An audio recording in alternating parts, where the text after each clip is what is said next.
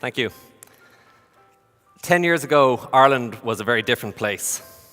We had terrible Wi-Fi, and Twitter hadn't yet been invented.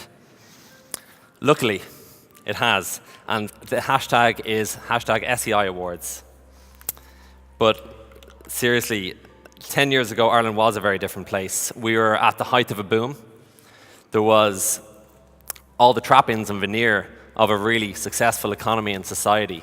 But under the surface, we were still struggling to solve some of our most entrenched social problems. And what's more, while entrepreneurship and innovation was flourishing in the commercial sector, we weren't seeing the same flow of new ideas of entrepreneurship in the social sector. And that was a problem.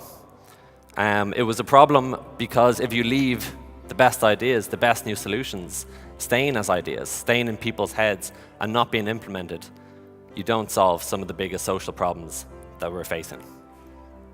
And so Social Entrepreneurs Ireland began. It began with, I think, a lot of hope. It began with an idea that if you could take some of these ideas, backed by really impressive entrepreneurs, that you might just be able to move the needle a little bit further, that you might just be able to change things. We were optimistic, we took a risk, but I don't think we really understood or knew what the impact would be. And I don't think we could ever have imagined the impact that some of the organizations that we've supported would have. As well as the organizations you saw in the video here tonight, we've seen organizations like Coder Dojo become international organizations teaching kids to code.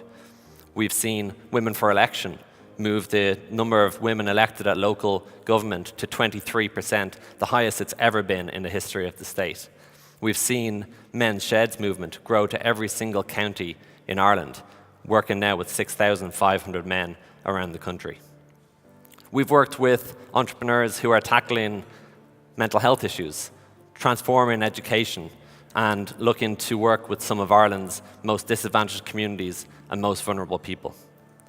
In that time, we've also seen the growth, almost from nothing, of a social entrepreneurship sector, a movement that has grown and developed far beyond the walls of Social Entrepreneurs Ireland.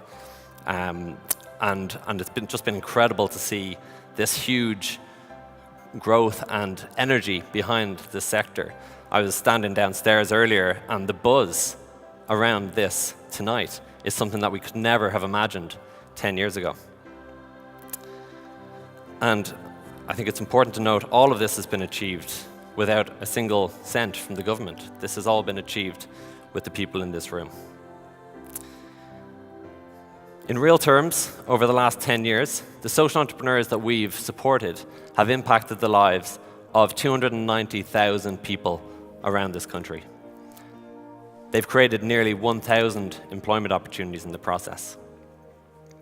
And just in the last 12 months alone, the 10 social entrepreneurs that we've been working with have impacted the lives of 44,959 people. In the last 12 months alone, 10 social entrepreneurs. In that time, those social entrepreneurs have created 121 employment opportunities. And what's really encouraging for us is that for every single euro we invest in these social entrepreneurs, the leverage of that support is astonishing. They are able to raise an additional €4.64 for their projects. And that is an incredible reassurance to us that the support that we give and the funding that we give will be sustained well into the long term. Of course, the journey to date and everything that's been achieved by ourselves and by the social entrepreneurs isn't the story of Social Entrepreneurs Ireland.